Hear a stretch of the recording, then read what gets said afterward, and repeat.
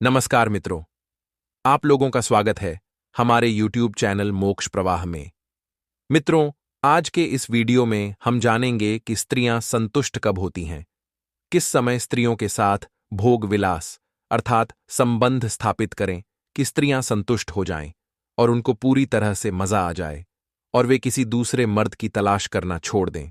मित्रों, आप लोगों ने अपने आसपास पड़ोस में या फिर आपके साथ कभी ना कभी ऐसा होते हुए देखा या सुना होगा कि फलाने धमकाने की पत्नी किसी दूसरे मर्द के साथ भाग गई, या फिर आपने यह सुना होगा कि किसी और की पत्नी किसी दूसरे मर्द के साथ पकड़ी गई। तो मित्रों, ऐसा किन कारणों से होता है और स्त्रियां जो होती हैं वह किसी दूसरे मर्द से संबंध क्यों बनाती हैं और दूसरे मर्द के साथ क्यों भागकर चली जाती हैं? ऐसी क्या कमी रह जाती है जो एक मर्द उनकी कमी को पूरी नहीं कर सकता? मित्रों, आज की इस वीडियो में हम लोग यही जानेंगे कि स्त्रियों को संतुष्ट करने का एकमात्र जरिया क्या है।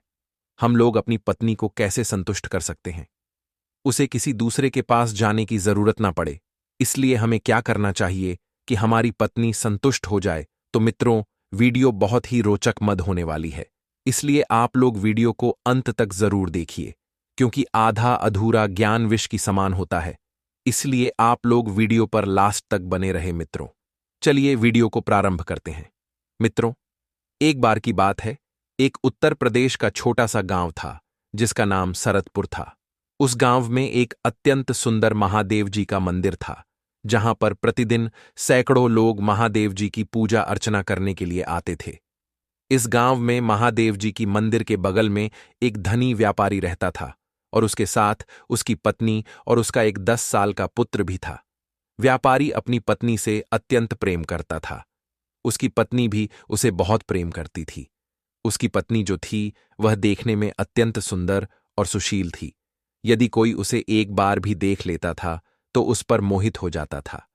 वह इतनी ज्यादा सुंदर थी कि कई बार तो कुछ लोग उसे देखकर पागल हो जाते थे। वह औरत प्रतिदिन अपने पति के जाने के बाद कहीं जाया करती थी। अब यह उसका प्रतिदिन का नियम बन गया था कि वह अपने पति के जाने के बाद कहीं ना कहीं निकल जाया करती थी। ऐसे ही एक बार जब वह कहीं गई हुई थी, तभी उसका पति व्यापार करके घर जल्दी आ जाता है।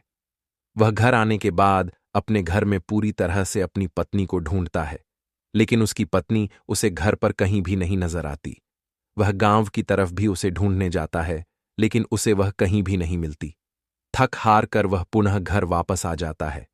तभी उसका छोटा सा बेटा पढ़ाई करके घर आ जाता है। तो वह अपने बेटे से पूछता है कि बेटा, तेरी माँ कहाँ है? तो उसका बेटा कहता है कि पिताजी, मुझे नहीं मालूम, मैं अभी अभी स्कूल से वापस आया हूं, मुझे लगा कि माँ घर पर ही होगी। तब वह व्यापारी कहता है, अच्छा चलो कोई बात नहीं, तुम अंदर चलो और खाना वाना खा लो, अभी तुम्हारी माँ कहीं गई होगी तो वापस आ जाएगी। उसका बेटा अंदर चला जाता है। वे दोनों कुछ देर तक इंतजार करते हैं। तभी थोड़ी देर बाद व्यापारी की पत्नी वहां पर आ जाती है।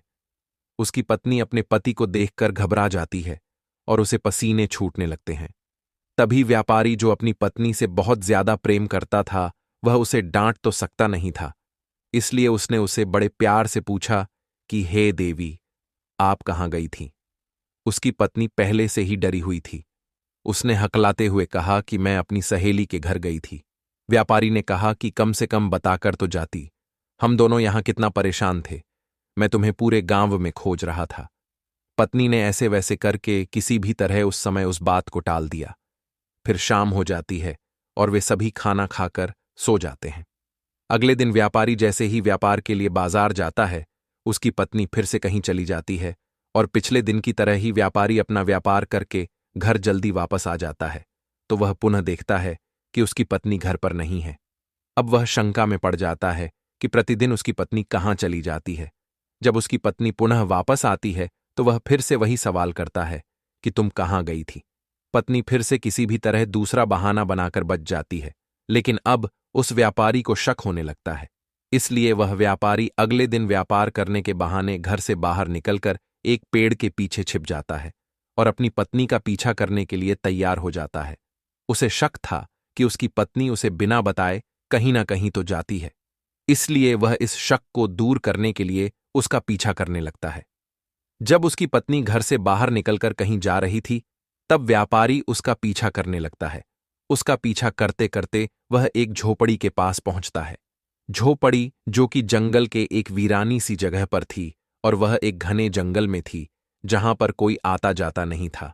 वह छिपकर देखने लगा तो उसकी पत्नी उस झोपड़ी के पास एक आदमी के पास जाती है।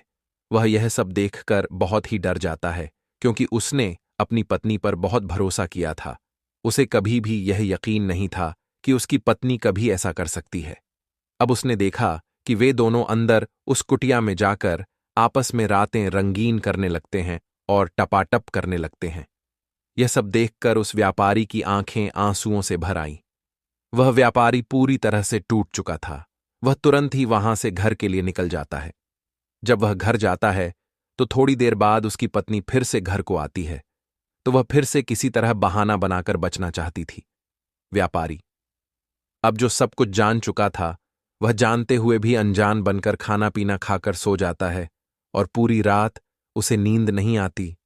वह पूरी रात इसी बारे में सोचता रहता है कि उसकी पत्नी ने ऐसा क्यों किया। वह सोचते सोचते उसकी सुबह हो जाती है। वह सुबह नहा धोकर अपने पुराने बाबा जी के पास चला जाता है। वह बाबा जी, जो कि अत्यंत ज्ञानी और जानकारी बाबा थे, उन्हें भविष्यवाणी करनी आती थी। वह व्यापारी उनके पास जाता है और उनसे रोते हुए उनको प्रणाम करता है। जैसे ही वह प्रणाम करता है, उसकी बातों को सुनकर बाबा जी जान जाते हैं कि अवश्य ही यह किसी बहुत ही बड़ी दुविधा में फंसा हुआ है। बाबा जी ने उस व्यापारी से कहा, बालक, तुम रो क्यों रहे हो? तुम्हें ऐसी क्या परेशानी हो गई है कि तुम आज इतने दिनों बाद मेरे पास आए हो? और वह भी रोते हुए व्यापारी ने अपने आंसुओं को पोंछते हुए कहा, है बाबा जी, मैं आज एक ऐसी दुविधा में फंस चुका हूं जहां से निकलना मेरे लिए बहुत ही कठिन हो रहा है। मैं आपसे उस दुविधा से निकलने का मार्ग जानने आया हूं। कृपया करके आप मुझे उस दुविधा से निकालिए और मेरी उसे समस्या को समाधान दीजिए, अन्यथा मैं मर जाऊंगा।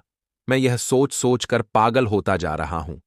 कृपया मेरी इस समस्या का समाधान कीजिए। बाबाजी ने कहा, हे बालक, तुम्हें जो भी समस्या है वह मेरे सामने उजागर करो। मैं तुम्हारी हर एक समस्या का समाधान करूंगा। कृपया करके अपनी जो भी समस्या है वह मुझे बताओ। जिस पर व्यापारी कहता है कि हे प्रभु, मैं पिछले कई दिनों से अपनी पत्नी को देखकर बहुत ही परेशान हो रहा हूं। वह प्रतिदिन जब मैं घर पर नहीं होता और मेरा बेटा जब स्कूल चला जाता है, तब वह एक जंगल में एक आदमी से मिलने जाती है, और उसके साथ इस जंगल में एक कुटिया में रातें रंगीन करके और टपाटप करके अपनी शरीर की संतुष्टि करने के बाद पुनः घर को वापस आ जाती है। और जब मैं उससे पूछता हूं कि तुम कहाँ गई थी, तो वह प्रतिदिन मुझे कोई ना कोई बहाना बता देती है। हे प्रभु, कृपया आप ही मेरा मार्गदर्शन कीजिए कि मेरी पत्नी, जिसे मैं इतना ज्यादा प्यार करता हूं और वह भी मुझे इतना ज्यादा प्यार करती है, लेकिन ऐसी क्या आन पड़ी कि उसे मुझे छोड़कर किसी और पुरुष के साथ संबंध स्थापित करने की जरूरत पड़ गई, और वह मुझे छोड़कर किसी अन्य पुरुष के साथ रातें रंगीन करने के लिए चली गई। मैं कल से ही इस बात को लेकर बहुत परेशान हूं। पूरी रात मुझे नींद नहीं आई। मैंने अपनी आंखों से देखा कि मेरी पत्नी मुझे बिना बताए अकेले किसी अन्य पुरुष के साथ मिलने जाती है, और उसके साथ वह सब करती है जो एक पति को अपनी पत्नी के साथ करना चाहिए। हे प्रभु, मेरा मार्गदर्शन कीजिए, मुझे इस समस्या से बाहर निकालिए और मुझे बताइए कि मेरी पत्नी ऐसा क्यों करती है। कृपया करके मुझे इस प्रश्न का उत्तर दीजिए। आगे बाबा जी, जो भविष्यवाणी करते थे, उन्होंने कहा कि हे बालक, थोड़ी देर इंतजार करो, मैं अपनी त्रिकालदर्शी आंखों से देखकर बताता हूं कि तुम्हारे साथ ऐसा क्यों हो रहा है। कुछ देर ध्यान मुद्रा में जाने के बाद बाबा जी को सब कुछ ज्ञात हो गया कि उसकी पत्नी ऐसा क्यों करती थी और वह दूसरे मर्द के साथ संबंध क्यों बनाती थी। ध्यान मुद्रा से बाहर आने के बाद बाबा जी ने व्यापारी से कहा कि है बालक, मुझे ज्ञात हो गया कि तुम्हारी पत्नी ऐसा क्यों करती है। व्यापारी ने कहा कि हे प्रभु, कृपया करके आप मुझे बताइए कि मेरे साथ ऐसा मेरी पत्नी क्यों करती है और वह दूसरे मर्द के साथ क्यों चली जाती है। तब बाबा जी ने कहा कि पहले तुम मुझे यह बताओ कि क्या तुम अपने वीर्य का नाश करते थे कभी? या फिर तुम दिन भर कभी कभी अपने व्यापार में इतना मगन रहते हो कि तुम्हें घर आने में ज्यादा देर हो जाती हो। तब व्यापारी कहने लगा कि प्रभु, आप कहना क्या चाहते हैं? मेरी कुछ समझ में नहीं आ रहा। कृपया करके आप मुझे साफ साफ बताइए कि आपके कहने का क्या मतलब है, यानी कि आप कहना क्या चाहते हो।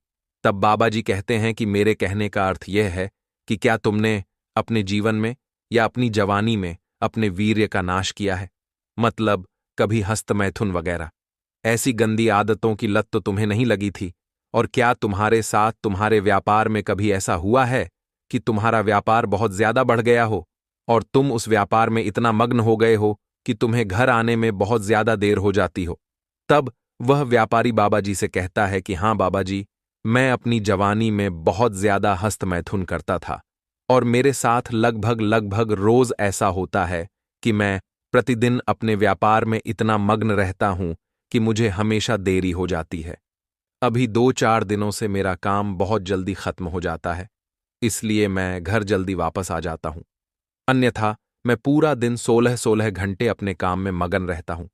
लेकिन मेरे हस्तमैथुन और मेरे काम से इसका क्या अर्थ निकलता है? इसका क्या मतलब है? मेरी पत्नी जो दूसरे मर्द से संबंध बनाती है, उससे और मेरे हस्तमैथुन और मेरे व्यापार से क्या मतलब है? तब वे बाबा जी कहते हैं कि अभी तुम्हारी समझ में यह बात नहीं आएगी। मैं तुम्हें एक कहानी बताता हूं जो कि बहुत ही प्रचलित है। इस कहानी को सुनने के बाद तुम्हें पूरी तरह से ज्ञात हो जाएगा कि मैं कहना क्या चाह रहा हूं। तब वह व्यापारी कहता है कि हे प्रभु, कृपया करके आप उस कहानी को सुनाना आरंभ कीजिए।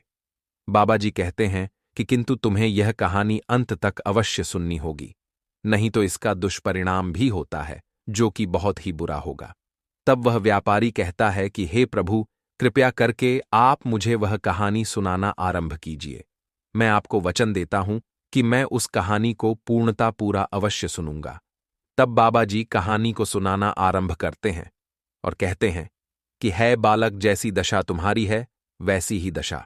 एक बहुत प्रचलित राजा, जिसका नाम राजा राजवंत था, उसकी भी यही दशा थी। वह अपनी प्रजा के बारे में इतना सोचता था कि उसे उसकी पत्नी के बारे में याद तक नहीं रहता था।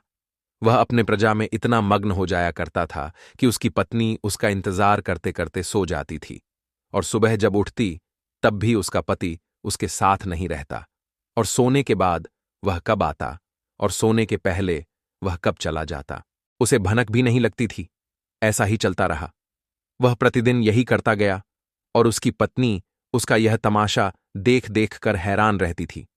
उसकी पत्नी, जो उसे बहुत ही प्रेम करती थी, वह सदैव यही चाहती थी कि उसका जो पति है वहां जितना समय अपनी प्रजा के साथ बिताता है, इसका थोड़ा सा समय मेरे साथ भी बिताए।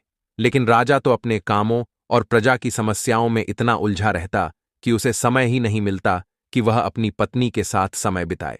एक बार की बात है, जब राजा अपनी प्रजा के हितों के बारे में किसी कारणवश अपने राज्य से किसी दूसरे राज्य के लिए जाता है, तो वह अपनी पत्नी से उसका ध्यान रखने के लिए कहता है और अपनी पत्नी से आज्ञा लेकर वहां से चला जाता है। उसकी पत्नी उसे भेजना तो नहीं चाहती थी, लेकिन वह जानती थी कि उसका पति यहां रहता भी है तो भी उसे देखने के लिए इसकी इजाजत चाहिए होती है, क्योंकि उसके पास इतना समय तो रहता नहीं कि वह उसके साथ समय बिताए। इसलिए वह उसे नहीं रोकती और दूसरे राज्य जाने के लिए तैयार हो जाती है। जब राजा राजवंत दूसरे राज्य के लिए रवाना होता है तो उसके 2-4 दिनों बाद उसकी पत्नी अत्यधिक जोश में आ जाती है और वह पसीने से पूरी तरह भीग जाती है। वह अपने जांघों को सहलाने लगती है और अपने पूरे बदन को हाथों द्वारा सहलाती हुई अपनी बेड पर लेट जाती है।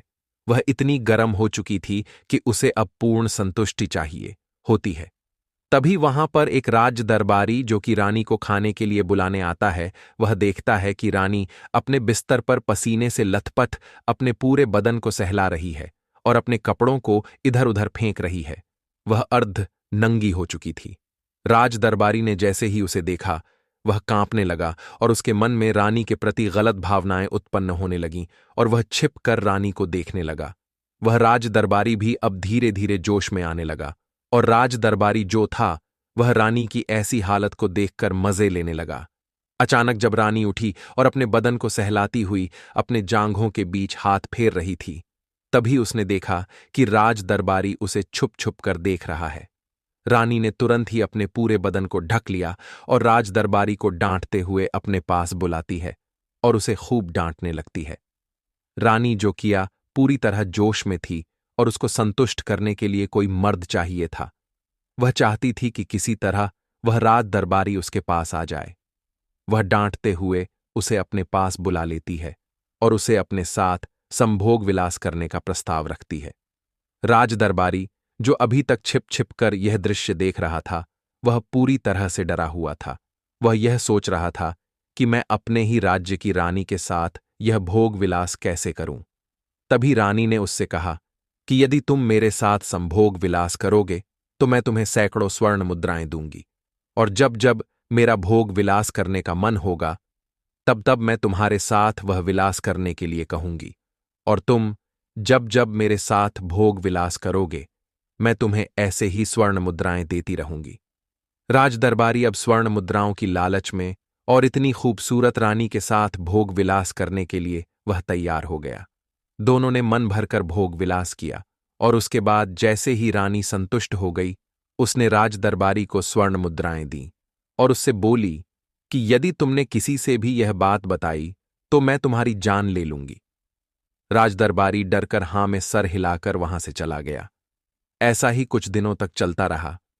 जब राजा राजवंत कुछ दिनों बाद अपने राज्य वापस आया, तब उसने देखा कि उसकी पत्नी जो है वह अब गर्भवती हो चुकी है। यह देखकर वह अचंभव में पड़ गया। उसने सोचा कि मैं जब कुछ महीनों से यहां था ही नहीं तो मेरी पत्नी गर्भवती कैसे हो गई।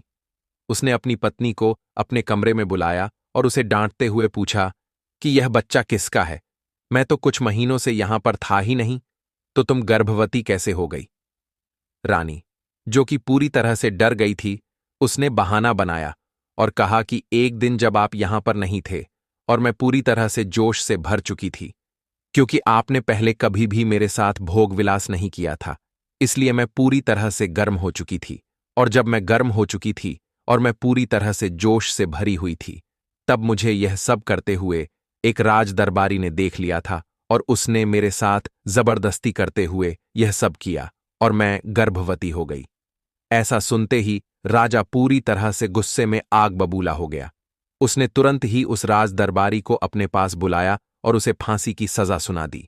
अब राजा अपनी प्रजा में जितना ध्यान देता, उसमें से समय निकालकर अपनी पत्नी के साथ समय व्यतीत करता और उसकी इच्छाओं को पूरा करता, और जब जब उसे संभोग या विलास करने का मन हो तब वह उसके साथ संभोग करके उसकी इच्छा को पूरी करता। आगे बाबा जी कहते हैं कि है बालक, क्या अब तुम्हें पता चल गया कि तुम्हारी पत्नी किसी और पुरुष के साथ संभोग क्यों करती है, और वह किसी अन्य पुरुष के साथ रातें रंगीन करने के लिए प्रतिदिन तुम्हें छोड़कर किसी और पुरुष के पास क्यों जाती है? तब वह व्यापारी कहता है कि हे प्रभु, मुझे अभी भी नहीं समझ में आया कि मेरे साथ मेरी पत्नी ऐसा क्यों करती है। कृपया करके आप मेरी इस बात को खुलकर बताइए ताकि मैं यह समझ सकूं कि मेरी पत्नी प्रतिदिन मुझे छोड़कर किसी अन्य पुरुष के साथ भोग विलास करने के लिए क्यों जाती है। यहां तक कि मेरी पत्नी का एक बच्चा है, फिर भी वह किसी अन्य पुरुष के साथ भोग विलास करने के लिए जाती है। तब बाबा जी कहते हैं कि हे बालक, तुम्हें अभी तक ज्ञात नहीं हुआ, तो चलिए मैं तुम्हें बताता हूं कि तुम्हारी पत्नी ऐसा क्यों करती है और दूसरे पति के साथ संबंध क्यों बनाती है। तो बात यह है कि तुम जब पूरी तरह से अपने काम में विलुप्त हो जाते हो और पूरा दिन काम करते करते थक जाते हो और थकने के बाद खाना पीना खाकर सो जाते हो, और ये तुम प्रतिदिन करते हो, तो तुम्हारी पत्नी जब संभोग करना चाहती है तब तुम सोते रहते हो और सुबह उठकर फिर से अपने काम पर चले जाते हो। यही दिनचर्या तुम्हारी प्रतिदिन की लगी रहती है। तुम्हारी पत्नी जो है वह ये सब प्रतिदिन देखती रहती है, और जब तुमने पिछली बार उसके साथ संभोग किया था तब तुम्हारा बच्चा हुआ था, और यह बच्चा अब 10 साल का हो चुका है। सोचो, तुमने पिछले 10 सालों से अपनी पत्नी के साथ संभोग नहीं किया, अपने काम के पीछे इतने दीवाने थे कि तुमने अपनी पत्नी के साथ भी संभोग नहीं किया। और यदि तुमने बीच में संभोग किया भी होगा तो तुम अपनी जवानी में जितना हस्तमैथुन करते थे उससे तुम्हारा वीर्य इतना ज्यादा नाश हो गया है कि तुम्हारे साथ संभोग करने पर भी उसे संतुष्टि नहीं मिलती है। और जब तुम्हारी पत्नी को संतुष्टि नहीं मिलती तो वह तड़पने लगती है और जोश में आ जाती है। जोश में आने के बाद जब उसे तुम नहीं मिलते तो उसे किसी और पुरुष के साथ संबंध बनाना ही पड़ता है। जब एक बार ऐसा हुआ, तब तुम्हारी पत्नी ने किसी पुरुष के साथ संबंध बना लिया और यह सिलसिला अब उसके साथ हमेशा चलता रहता है। जब जब उसे ऐसा लगता है कि उसे संभोग करना है, तब वह तुम्हारी बजाय उस पुरुष के पास जाती है और संभोग विलास करती है। तो अब तुम्हें पता चल गया होगा कि तुम्हारी पत्नी तुम्हें छोड़कर प्रतिदिन दूसरे मर्द के साथ संबंध बनाने क्यों जाया करती है। अब तुम यह जान लो कि तुम्हें क्या करना होगा कि तुम्हें तुम्हारी पत्नी छोड़कर किसी अन्य पुरुष के पास न जाए। तो तुम यह जान लो कि अब से तुम्हें हस्तमैथुन करना एकदम से छोड़ देना होगा। यदि तुम्हें ऐसा करने की इच्छा होती है तो तुम अपनी पत्नी के पास जाओ और उसे संभोग करने के लिए बोलो। यदि वह भी जोश में होगी तो तुम्हारे साथ संभोग कर लेगी और उसे भी संतुष्टि मिलेगी और साथ में तुम्हें भी संतुष्टि मिल जाएगी। और दूसरी बात यह है कि तुम अपने काम में इतना ज्यादा मग्न मत रहा करो कि तुम्हारी पत्नी को किसी अन्य पुरुष के पास जाना पड़े और उसके साथ संबंध स्थापित करना पड़े। इसलिए आज से तुम अपनी पत्नी के लिए कुछ समय निकालो और उसके साथ संबंध बनाओ और उसकी संतुष्टि करो, जिससे कि वह अन्य पुरुष के पास न जाए। मेरे ख्याल से अब तुम्हारे दिमाग में यह बात आ गई होगी कि अब तुम्हें क्या करना है, जिससे कि तुम्हारी पत्नी तुमसे दूर न जाए। तब व्यापारी कहता है कि जी प्रभु, अब मुझे पता चल चुका है कि मुझे क्या करना होगा और मुझे मेरी गलती का एहसास हो गया है। अब से मैं आपके इसी मार्गदर्शन पर अटल रहूंगा और मैं अपनी पत्नी के लिए समय निकालकर उसे सुख प्रदान करूंगा और मैं उसके साथ समय समय पर संबंध स्थापित करके संभोग विलास करता रहूंगा। इतना कहकर वह व्यापारी बाबा जी को प्रणाम करके वहां से चला जाता है। बाबा जी भी अपने तपस्या में लीन हो जाते हैं। जब वह व्यापारी घर जाता है तो उसके अगले दिन से वह अपनी पत्नी के लिए समय निकालकर उसके साथ संबंध स्थापित करने लगता है। धीरे धीरे यह अब हमेशा करने लगता है और अपनी हस्तमैथुन की गंदी आदत को वह छोड़ देता है। हस्तमैथुन से हमारा वीर्य जो होता है वह पतला हो जाता है और जल्दी निकल जाता है। जब भी हम अपनी पत्नी के साथ संबंध बनाने के लिए जाते हैं तो हम जल्द ही हार जाते हैं। इसीलिए हमें ऐसा नहीं करना चाहिए।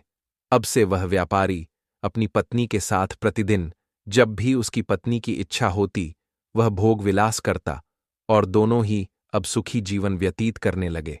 उसकी पत्नी भी अब दूसरे मर्द के पास जाना बंद कर देती है और दोनों ही बहुत ही खुशी जीवन व्यतीत करने लगते हैं। कुछ समय बाद उसकी पत्नी को एक और बच्चा हो जाता है और अब उनकी जो फैमिली थी वह 3 की बजाय 4 हो जाती है और घर के चारों लोग बहुत ही खुशी और अच्छा जीवन व्यतीत करने लगते हैं। तो दोस्तों, अब शायद ही आप लोगों को पता चल गया होगा कि हम अपनी पत्नी को संतुष्ट कैसे कर सकते हैं कि वह किसी अन्य पुरुष के साथ संबंध ना बनाए। मेरे ख्याल से आप लोगों को यह बात पता चल चुकी होगी।